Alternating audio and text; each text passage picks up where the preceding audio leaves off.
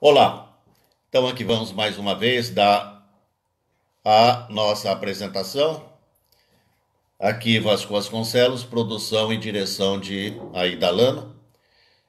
E atendendo também a sugestão do Manuel, lá de São Paulo, em que ele sugeriu uma live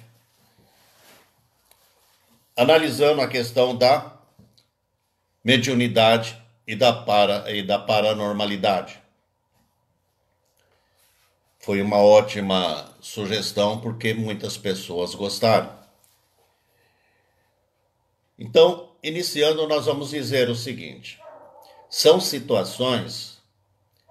elas são situações parecidas, em alguns casos idênticas, mas lá na frente, cada uma toma o seu caminho.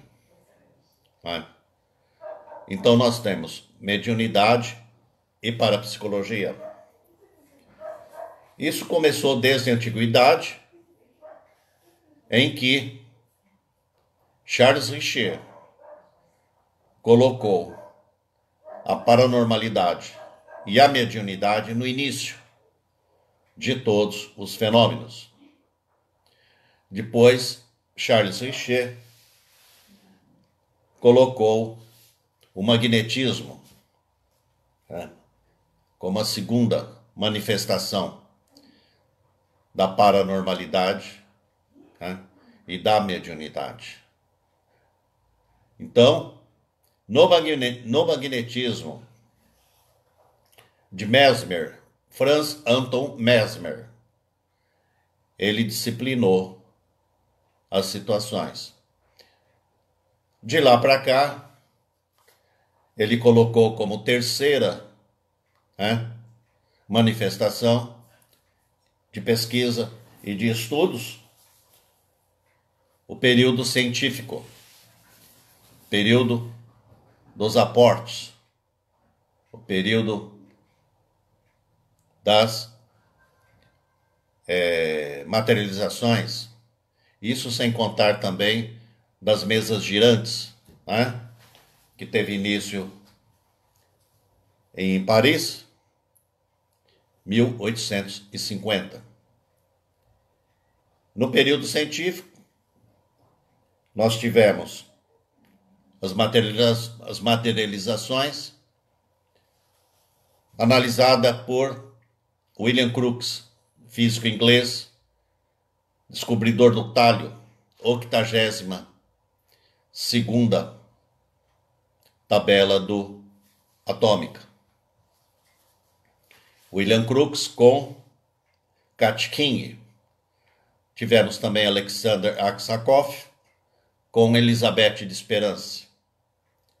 O quarto período da mediunidade foi justamente o quinto que ele queria analisar, mas ele não conseguiu porque ele queria colocar essa situação como o período clássico,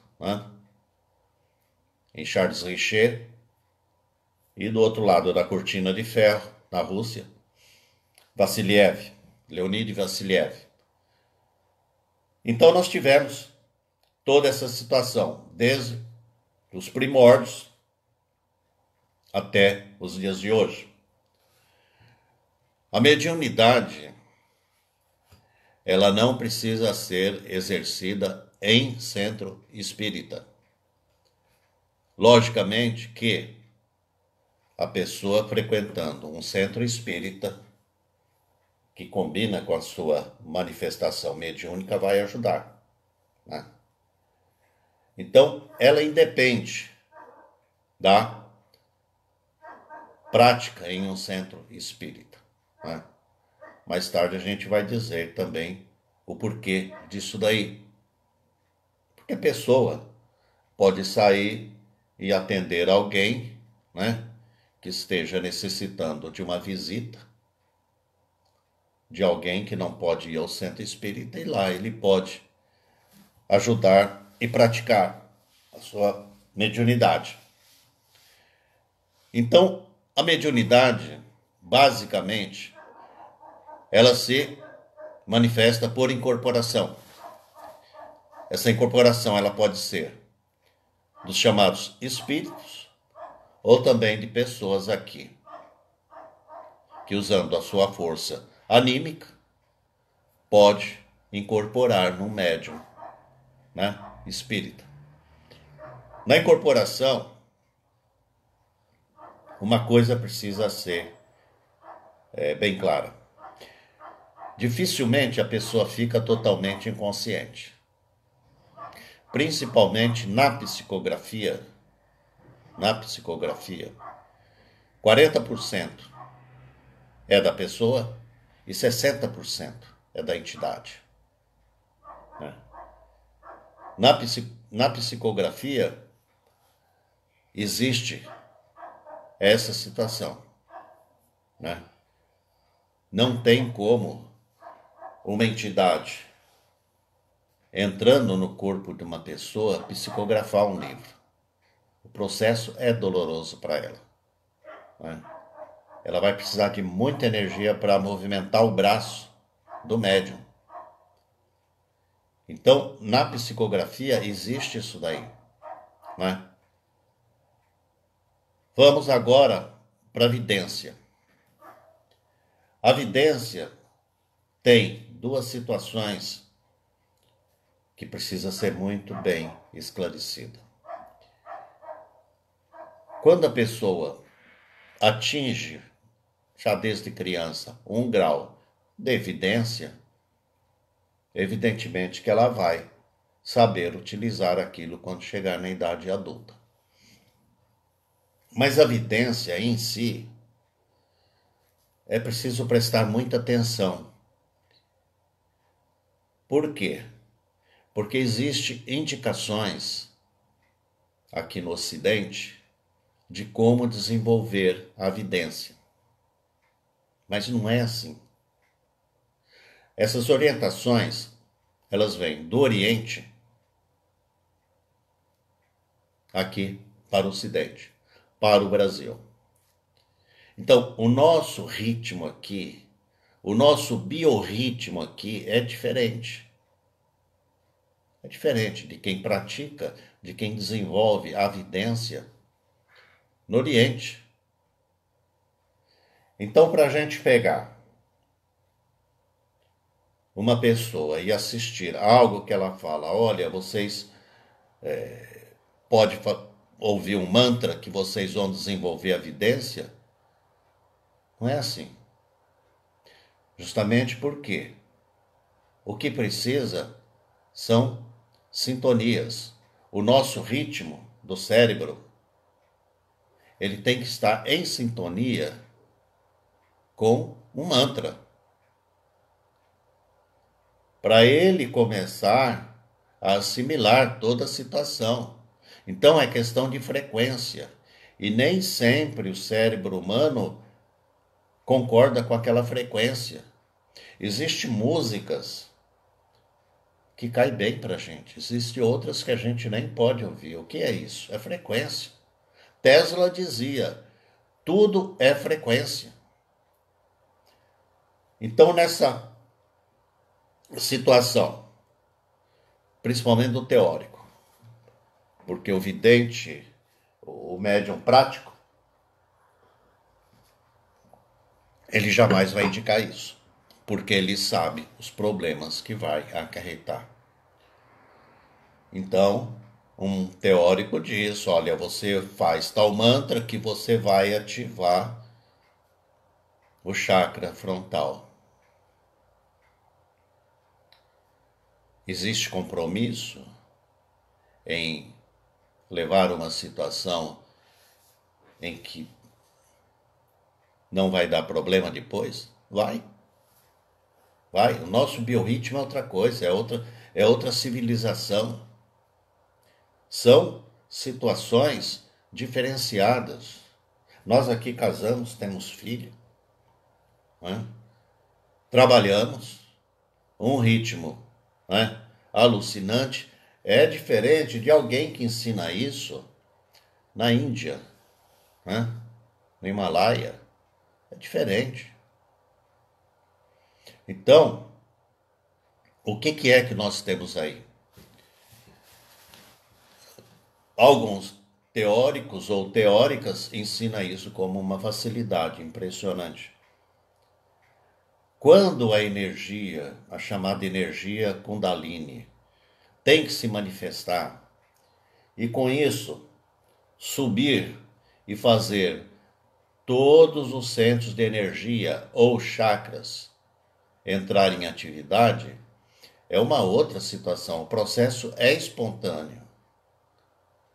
O processo é espontâneo. Por quê? Porque o corpo adquiriu uma frequência em sintonia com a energia que vai começar a subir. Eu volto a dizer, é uma questão de frequência. Então a pessoa pode colocar uma orquestra funcionando para ela no sentido de mantra, que se não tiver na frequência não vai funcionar.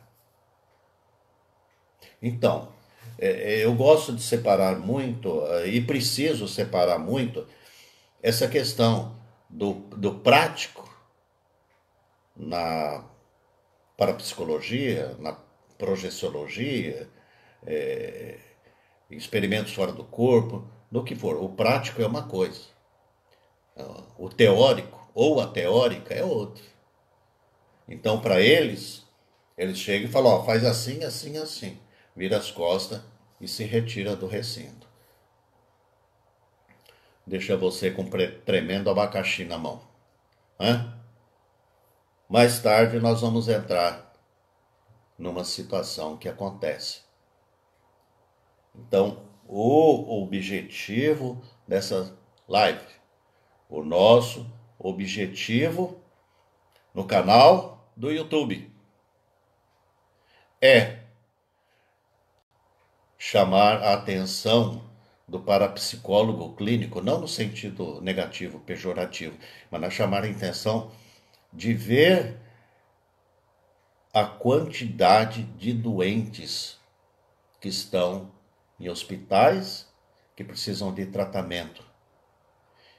E só alguém que possui, um conhecimento além do normal, no sentido, né, do parapsiquismo, pode ajudar essas pessoas, né? Porque são muitos e muitos médiuns. Mirabelli foi um deles. Mirabelli foi internado com diagnóstico de esquizofrenia grave, último grau. Ele esteve internado durante um tempo no Juqueí, em São Paulo. Então, o que aconteceu? Graças à atenção do Dr. Franco da Rocha, ele conseguiu sair de lá. Então, é isso que eu peço. Chamo a atenção de vocês, para psicólogo clínico. Ajude essas pessoas.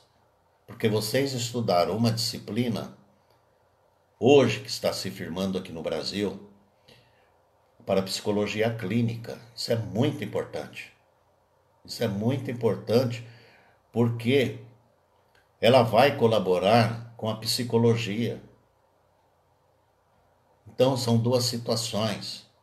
Uma física da psicologia e outra extrafísica da parapsicologia. Então, não há problema algum, quem quer que seja a pessoa que mais criou alguma situação aqui no Brasil, se achar que não precisa de um curso de parapsicologia. Parapsicologia no Paraná, em Curitiba, um pessoal extraordinário que está lá, né? Aqui em Santa Catarina tem curso de parapsicologia clínica. Eu frequentei esse curso recentemente por 3 anos. Foram 2 anos e meio e mais 6, né? Então, quando o meu professor de psicopatologia indicou o livro DSM, eu comprei imediatamente, porque é um livro de diagnósticos. Agora, se nós que fundamos o projeto aqui no Brasil, projeto Projeciologia, acharmos que nós sabemos de tudo, que não precisamos de nada, que é só a gente sentar a uma cadeira e ligar o celular e falar: ativa tal energia para você desfrutar da vidência. Não tem condições, né? Então, isso daí precisa ser muito bem esclarecido. A vidência é um problema muito sério. No Rio de Janeiro, existe o processo das entidades, na Federação do Rio era assim, existe um processo de um mentor do trabalho, né? Durante o trabalho em que a pessoa não tinha o processo de vidência, Bezerra de Menezes chegava na fronte da pessoa, colocava a mão próxima à fronte da pessoa, a pessoa enxergava, né? Ele tem essa propriedade. É uma entidade evoluída. Então, esse processo da vidência é mediúnico. Depois nós vamos entrar no processo da clarividência, que não é mediúnico, é um processo da pessoa, é clarividência, que depende da ajuda de espíritos, né? Então tem isso daí. Quando vem uma entidade, tem problema. Aí é mediunidade. Passando mais à frente, nós temos, dentro também do processo de incorporação, o processo de cura. O processo de cura, ele é muito variado. Ele tem várias nuances que ajudam muito as pessoas, né? Então, nós temos o caso do Arigó. Certa vez ele estava no hotel com o George Mick, americano, e de repente ele levantou da cama, já incorporado pelo médico Fritz, e operou o George Mick. George Mick falou: isso é muito sério, né? O que eu vi aqui é uma coisa muito séria, e passou a pesquisar o Arigó. Processo de cura existe em muitas situações, né? Arigó, o Edson, que sucedeu Arigó, e vários deles. No interior de São Paulo, existe uma paranormal que é chamado o trabalho do algodão. Ela coloca numa mesa facho enorme de algodão e ali ela coloca as mãos e desse algodão ela vai tirando tumores, vai tirando situações de tecidos comprometidos da pessoa. Ela não toca na pessoa. Isso já foram lá, já filmaram várias vezes, ninguém consegue definir esse processo. Em São Paulo, tinha uma já há algum tempo que eu assisti em Santos, fui, pesquisei, depois voltei em São Paulo. Ela coloca a pessoa sem manga, o vestido, ela coloca as palmas da mão próxima à pessoa e dali ela tira muita coisa, pedaço de vela, tira terra, tira muita coisa. É um outro processo também, difícil de explicar. No mundo existe só 4 dessas. Só 4 desse tipo de paranormalidade. Então, o processo de cura, ele também é válido quando a pessoa está projetada. Quando a pessoa está projetada, a pessoa pode fazer a cura, né? Continuando, nós temos a audição.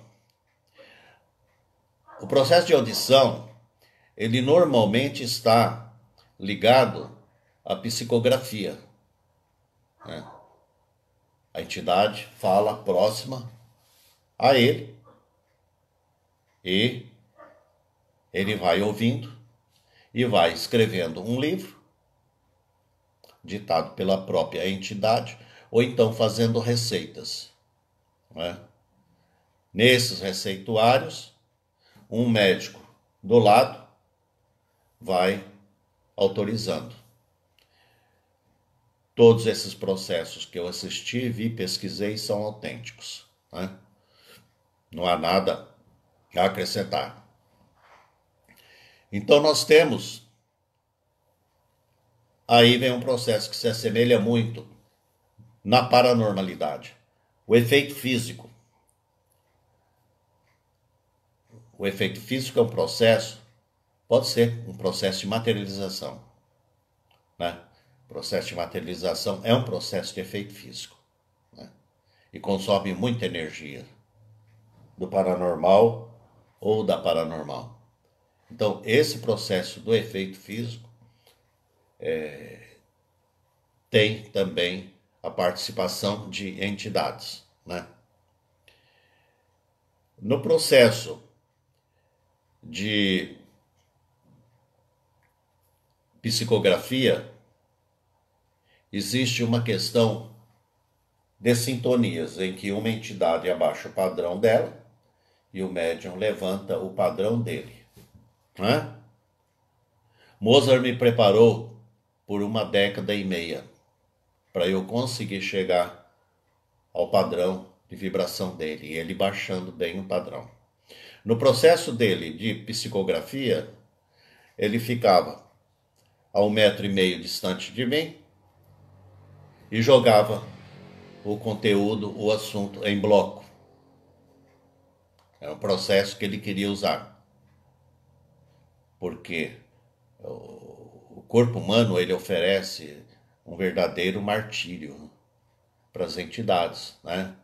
O nosso corpo é muito denso, então existe essa situação de alguns deles se manifestar um pouco retirado da gente. Então o processo dele era esse.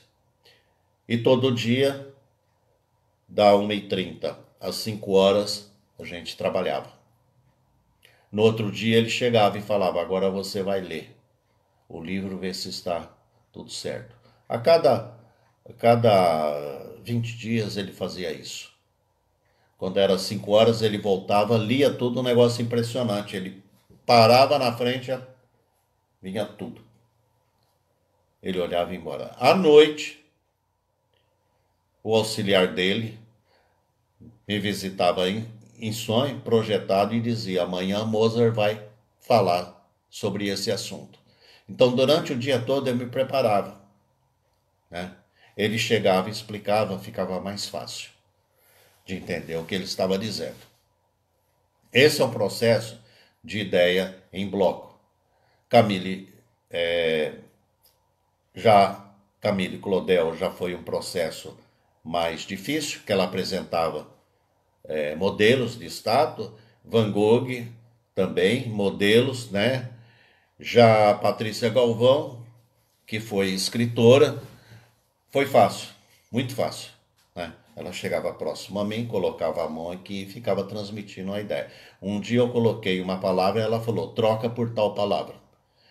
Então, é isso daí. É a pessoa que tem essa facilidade em psicografar, ele precisa ver para o lado que está indo, né? A paranormalidade dele. Chico Xavier, todo mundo conhece. Antes de Chico Xavier, nós tivemos Ivone Pereira, também médium, né? Lá de Lavras. E vale dizer que o Estado de Minas Gerais é um estado que favorece muito a mediunidade, justamente pela situação do próprio mineiro. Ele é muito ligado à religião, à religiosidade. Então, é um verdadeiro celeiro de paranormais. Lá nós tivemos Chico Xavier, Valdo Vieira, Ivone Pereira, Arigó, Peixotinho, e é justamente onde está a OSCAL, que organização, né, dirigida por André Luiz, que patrocina experimentos de materialização, do qual participei lá em São Carlos, quando eu morava lá. Então, o que aconteceu com o Chico quando ele escreveu determinado livro? Ele elevou o padrão dele até onde ele podia. Emmanuel baixou o padrão para conseguir a comunicação com o Chico. E Paulo de Tarso baixou a vibração dele. Então, ali houve um acoplamento impressionante, né? Então, Paulo de Tarso, que foi a pessoa que difundiu o cristianismo, após meio século do falecimento de Jesus Cristo, ele andando pela estrada de Damasco, ele ouviu Jesus dizer para ele: Paulo, por que me persegues? Por que me persegues, Paulo? Nesse momento ele teve uma expansão de consciência, ele tomou conhecimento de tudo que ele tinha que fazer. Então ele deixou tudo que ele pôde e começou a trabalhar em favor dos ensinamentos de Jesus Cristo. Foi aí que nasceu o cristianismo, né? Então, nesse caso, houve um tríplice acoplamento de energias de pensamento em que Chico Xavier, Emmanuel e Paulo de Tarso, né, se juntaram em um bloco, né, de pensamento. E lá Chico Xavier escreveu o livro 50 anos depois, uma coisa assim.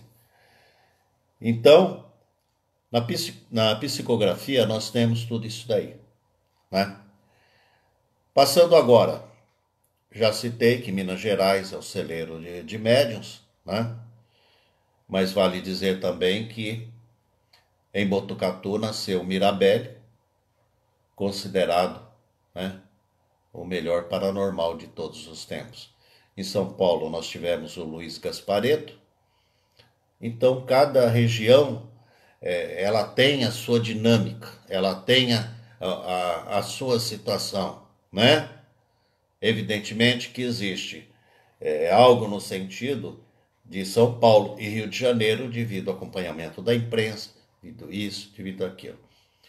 Santa Catarina está evoluindo para o lado da ciência,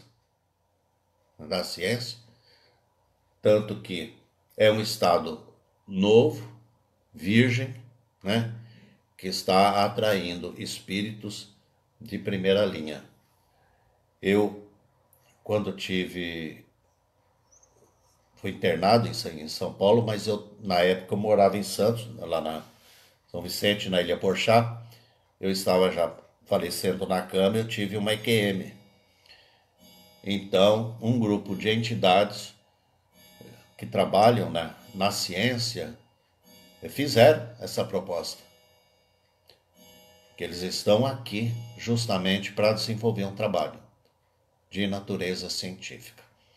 Então, nós temos regiões, né, que se caracterizam por uma ou outra situação, né? Passando mais à frente, nós temos agora, falamos já de mediunidade, nós temos visita a enfermos. Como que funciona a visita a enfermos? Era o que nós tínhamos lá no interior do estado de São Paulo, em que eu morei lá durante 10 anos, fui transferido por uma questão de, né, mudei de cidade por uma questão de transferência profissional. Visita a enfermos. A pessoa ou algumas pessoas podem criar um grupo de pessoas que desejam visitar enfermos, pacientes que não conseguem mais já se locomover, né? Estão na cama em casa, não conseguem ir no centro espírita, né? Não conseguem mais ter uma vida não normal, mas de acompanhamento. Então é interessante em um centro espírita criar esses grupos, né? Justamente para atender essas pessoas. E nesse grupo, o médium ele vai praticar a mediunidade dele. Ele vai poder pôr em prática. E isso é muito importante para ele. Por quê? Porque ele vai estar exercitando o trabalho dele, né, para o qual ele se programou antes de vir para cá. Ele vai estar fazendo uma assimilação simpática, coesa com a pessoa que está enferma e vai também criar um vínculo com o amparador dessa pessoa que está recebendo essa graça, essa dádiva. Né? Mais tarde, quando esse médium precisar de alguma coisa, o amparador não esquece. Ele vai vir ajudar essa pessoa. Então, o médium ele forma esse laço. E a tendência é aumentar a capacidade mediúnica dele. Então, isso não é perda de tempo. Muito pelo contrário. É uma coisa que nós, médiuns paranormais, precisamos fazer. Atender as pessoas que não podem ir no centro espírita justamente por isso, né? Então, nós agora vamos passar para a questão da paranormalidade. Paranormalidade, ela independe do conceito moral de ordem que seja religiosa, justamente porque é uma coisa que ele nasceu com isso, é um trabalho que ele já vem desenvolvendo há muito tempo, e isso está fundamentado no animismo dele. Porque em muitas situações, ele estando no corpo, a consciência dele se desloca para uma tal situação no passado, em que ele, por exemplo, pode ter sido um médico, né? Então ele vai recordar aquilo que ele praticava no passado, pelo animismo. Isso é muito importante. Então, nós precisamos estudar muito o animismo para a gente conhecer essas funções, né? Do animismo. E na parapsicologia tem um termo técnico que é a função psi. Psi foi uma situação que Heine tirou do alfabeto grego, que é a 23ª letra do alfabeto grego, e colocou isso como função psi. Então, ele classifica isso daí, ok? Dentre efeito físico e efeito, né, de outra situação em que haja, talvez, algo no sentido de mediunidade, porque quando ele fazia os experimentos com Luísa Heine, que era a esposa dele, Luísa Heine sempre dizia: marido, quando vem gente que já morreu, eu adquiro uma lucidez impressionante. E o experimento ganha uma outra dimensão, né? Mas aí ela usava o animismo dela, usava a paranormalidade dela, e eles viam e instruíam Luísa Heine, ok? Então, nós temos aí, o animismo é um estado diferenciado de consciência. É um estado diferenciado de consciência. É válido a pessoa fazer uma comunicação por animismo? É. Nós não devemos combater. Por quê? Porque ele atingiu um estado diferenciado de consciência de tal maneira que ele passa a orientar quem busca orientação com a máxima segurança, né? Mas tudo isso, analisando o seguinte, nós temos o nosso biorritmo. Cada pessoa tem o seu biorritmo. O biorritmo é uma situação em que a pessoa, quando atinge o seu momento mais favorável, em tudo, ela vai produzir muito. Muito, muito, muito, muito, muito, muito. Biorritmo é uma coisa impressionante, né? Então, no biorritmo, né, o nosso metabolismo muda, tudo para a gente se torna mais fácil, né? Então, dentro dessa situação da paranormalidade, nós vamos ter clarividência. A clarividência, ela acontece de várias maneiras, né? A pessoa sai projetada, vai no local e volta, mas na clarividência É uma projeção consciente, só que ela sai com tanta rapidez que ela não percebe. Ela pode ir para o futuro? Pode. Ela pode ir ao passado? Pode. Ela pode fazer previdência? Ela pode prever as coisas? Pode. Por quê? Porque ela atingiu um espaço-tempo diferenciado da gente. É um espaço que tem uma outra sintonia diferente da nossa, é o espaço absoluto, né? Então, na clarividência acontece isso. O processo dela pode ser anímico? Pode. Às vezes, sai um tubo de energia da fronte da pessoa e vai até onde precisa ser visto. E nesse tubo de energia acompanha um olho. É aí que está explicada a terceira visão, né? Então, isso acontece muito. Já passei por esse processo, né? A clarividência ajuda? Sim, ajuda demais. Depende da entidade? Não, não depende. Depende de uma questão energética, ok?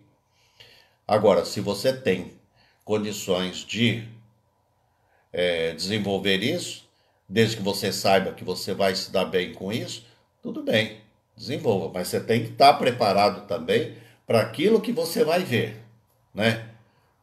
Acontece coisas boas e coisas ruins, ok? Processo de cura na paranormalidade, né? Independe do espírito, não, a pessoa pode fazer uma cura, né? Ele coloca a mão em cima de uma paciente com câncer no útero e com a energia, né, que ele possui, ele pode dissolver aquele tumor e depois ela expele, né? É um processo baseado em pura energia, né? Psicografia depende do espírito? Não, também. Ele está em um estado diferenciado de consciência. Muitas pessoas escrevem poemas, né, pelo lado paranormal dele. E muita gente não sabe o que é isso, né? Agora, poltergeist é uma outra situação. Poltergeist, que nós estudamos muito, e muito em São Paulo, o Hernani estudou muito o poltergeist de Suzano, né? Ele acontece na maioria das vezes, na maioria, não é em crianças que já estão atingindo a puberdade, né?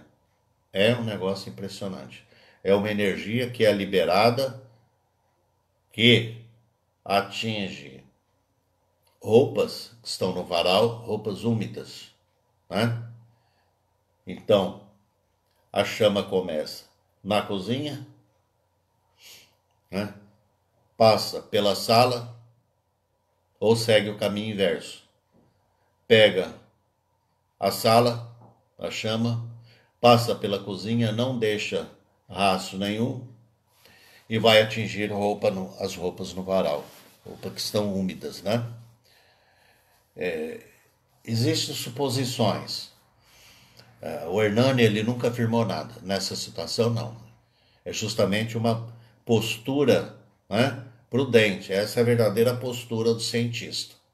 É não fechar a questão, porque o assunto é complexo, né? O fogo, ele não pula, ele segue o caminho. Então, ele sugeria, eu sugiro que esteja acontecendo isso por tais fatores assim, assim, e tal situação ainda não há explicação. Essa é a posição prudente de um cientista, né? Então, os paranormais, quando encontram uma pessoa com essa postura, devem cooperar e trabalhar com eles, porque é em benefício da ciência, né? Poltergeist, depois do poltergeist, nós temos também escrita direta. Escrita direta é um problema. A pessoa coloca um papel, uma caneta, abre a gaveta, fecha a gaveta e vai dormir. No outro dia, ele abre a gaveta e está tudo escrito lá. esse problema é também, até o presente momento, é insolúvel. Não tem como decifrar isso daí. Ah, mas é isso? Não, não é. Você não sabe. Você não pesquisou. Então tem isso. Passando dessa situação, né, de escrita direta, nós temos aí a projeção da consciência. A projeção da consciência, uma pessoa que faz projeção da consciência, ele chegou no topo, é a linha máxima. É a linha máxima. Por quê? Porque pela projeção consciente você pode fazer tudo que você puder. Só uma coisa você não deve fazer, é guardar rivalidade de alguém, rancor, espírito de contenda. Isso não é bom, porque à noite você pode sair fora do corpo e ir lá incomodar a pessoa. Isso daí não é bom, é antiético e cai numa moral cósmica aí. Uma coisa não é muito boa, não. Então, a projeção da consciência, você pode fazer tudo que você pensar. Você tem condições de usar a projeção consciente para visitar alguns locais, não um local inabordável, mas alguns locais, no sentido de ajudar, trabalhar, explorar, principalmente o universo, fazer viagens entre os planetas e saber como que é o mecanismo que rege o universo, fazendo projeção de corpo mental, ok? Então nós temos no Rio Grande do Sul um rapaz que eu conheço há muito tempo, né? Guilherme Falk, ele está desenvolvendo um excelente trabalho nesse sentido, né? Aventuras além do corpo. O trabalho dele está indo muito bem e vai ser essa pessoa que o Hernani disse certa vez para mim: agora é com você, Vasco. Justamente a esposa dele havia morrido, eu fui visitá-lo. Eu falei: e agora, professor, como que vai ficar? Ele falou: agora é com você. Ele ficou ainda algum tempo em São Paulo, depois mudou para Bauru, ainda fui em Bauru, conversei muito com ele por 2 vezes, né? Então o Falk, ele está fazendo um excelente trabalho, né? Ele está orientando muita gente e vai ser um grande cientista no futuro, né? Continuando, premonição. Na premonição é justamente a viagem no tempo que você faz. É uma viagem que a tua consciência se desloca de tal maneira em que você às vezes não percebe, e quando você volta para o corpo você já está com tudo pronto. Então, nesse momento é um momento que você deve aproveitar o máximo que você puder. A premonição é uma coisa interessantíssima, né? E vale a pena fazer viagens nesse sentido e ver o que pode acontecer. Determinadas premonições a pessoa deve falar e outras não. Então ela vai ter o discernimento, ela vai ter tudo que for possível para ver o melhor momento. E sendo um médium, melhor ainda, porque vai ter amparadores de luz ao lado dele. A premonição é assim, é sempre para o futuro. O que acontece sempre para o passado é retrocognição, né? Você faz uma viagem no tempo ao passado, que nós chamamos de retrocognição, e lá você toma contato com tudo que aconteceu. Tudo que aconteceu na história do planeta, você vai tomar contato com tudo isso. Você vai voltar para o corpo, escrever isso para não esquecer E mais tarde você pode escrever um livro, né, a esse respeito, dessa sua viagem que você achou interessantíssima, né? Tem também na área da paranormalidade, é uma coisa que a gente precisa ver muito, é que o diálogo transmental ele é bem diferente da telepatia, né? A telepatia vai precisar sempre de um sensitivo, sempre, sempre, sempre. O diálogo transmental é uma conversa que flui da consciência de alguém para um outro alguém, sendo que a pessoa às vezes percebe e sendo que às vezes a pessoa não percebe, mas eles estão em constante comunicação, ok? Então, o diálogo transmental, eu estou falando muito nisso, porque vai ser a comunicação do futuro, né? Um dos astronautas, quando chegou à Lua, ele manteve um intenso contato com a NASA. Diálogo transmental é um negócio que vale a pena, né? Pensar nisso, procurar e se aprofundar.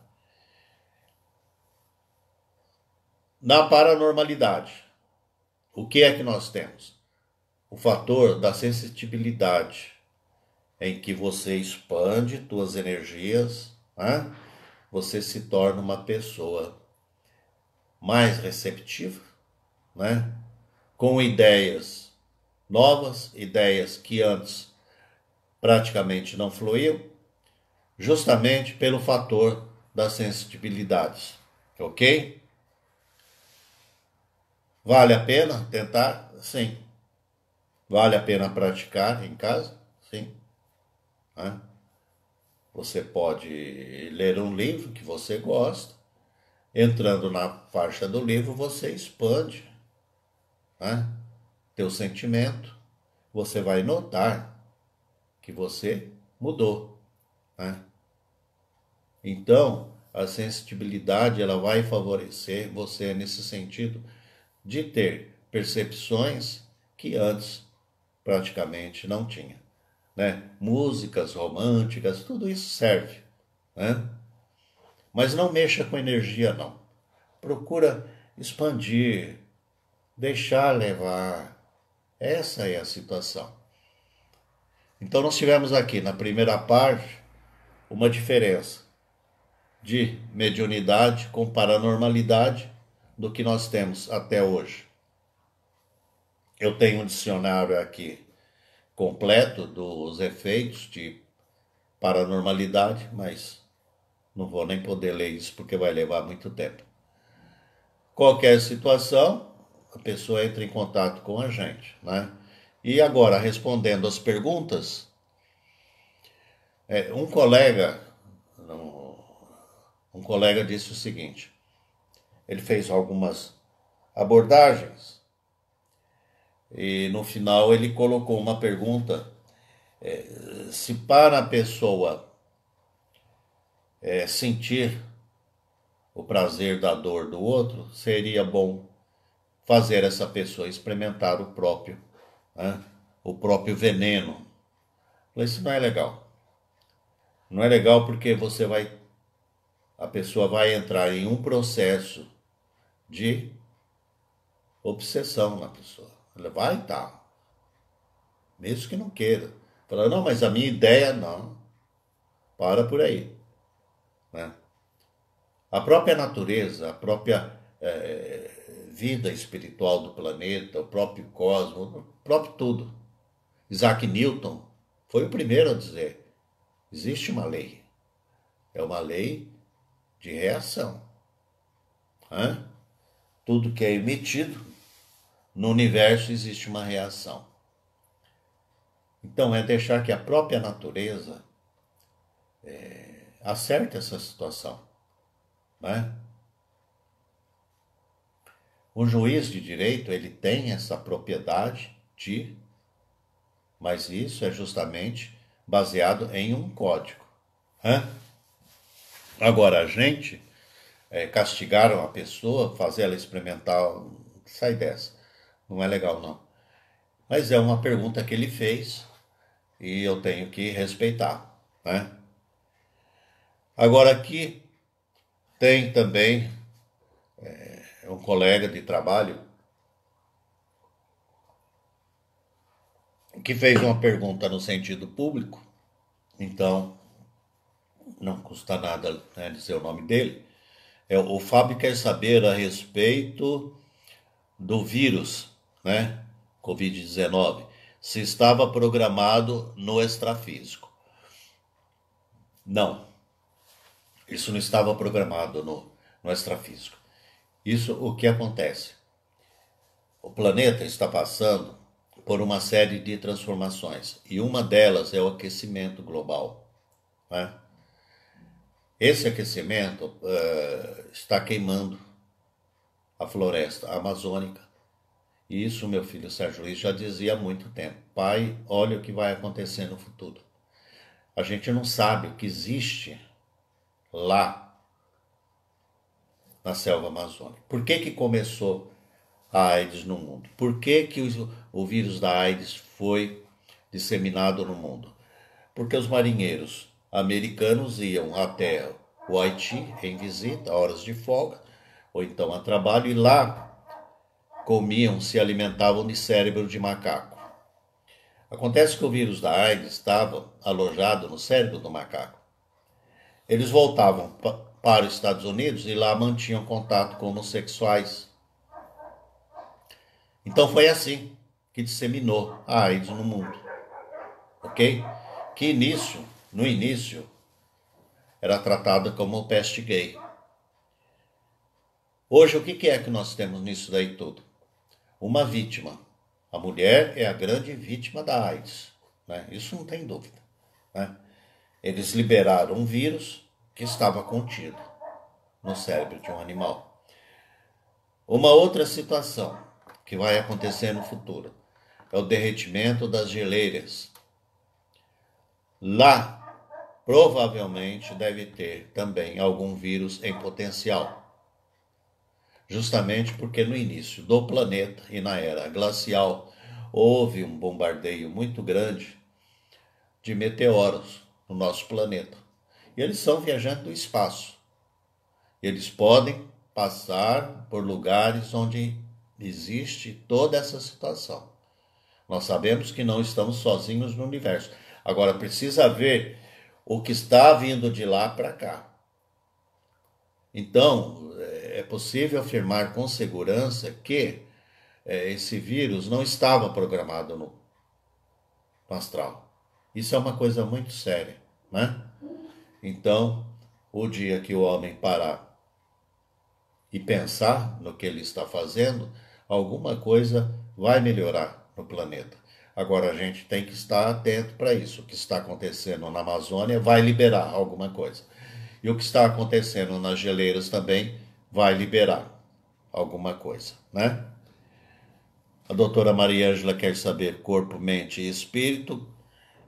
Corpo, mente e espírito é uma associação, em que existe a união do corpo, né, da consciência e do espírito. Então nós temos que pensar nisso daí, que nós somos três corpos, fazer a nossa profilaxia de tudo isso. Os médicos e as profissionais de saúde, as médicas, estão aí para receitar e curar o nosso corpo físico, né? Existe também terapia alternativa para tudo isso, né? Tem uma pessoa aqui acenando, mas eu não sei como que faz isso, e se eu mexer aqui vai dar problema. Então, mas vai a consideração, não só a ela, mas todos vocês que estão aí assistindo a gente. Então, existe muita coisa que também serve para curar a alma, né? Serve para curar o espírito. Se der tempo nessa vida, eu posso fazer alguma coisa sobre isso, mas tá difícil, né?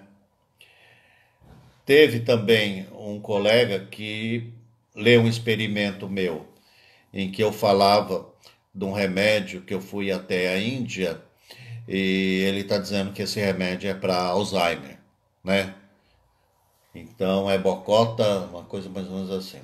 Eu tenho guardado. Eu cheguei aqui, eu falei, olha, eu vi esse nome lá na Índia, tudo. Então ele explicou isso daí, né? Então, aqui nós vamos ver essa situação que eu falei no início. Por quê? Médiums ou sensitivos estão abarrotando os hospitais do país há muito tempo. Então você que fez um curso de parapsicologia clínica, né? Você que possui conhecimento, ou você que não fez esse curso, você que procura estudar, procura se atualizar, no que puder ajudar esse pessoal, ajude, né?